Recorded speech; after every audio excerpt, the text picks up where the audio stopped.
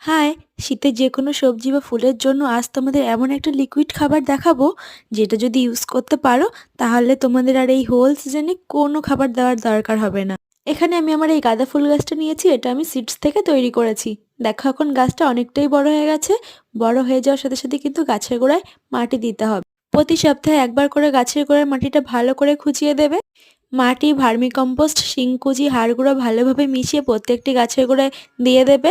এবার তোমাদের বলি আমি যে খাবারটির কথা বলছিলাম। ১ গ্লাস নেবে চাল ধোয়া জল, ১ গ্লাস নেবে ভাতের মাড়, আর ১ গ্লাস নেবে খোল পচা জল। এবার এগুলোর সাথে ৭-৮ গ্লাস নর্মাল জল ভালোভাবে মিশিয়ে নেবে।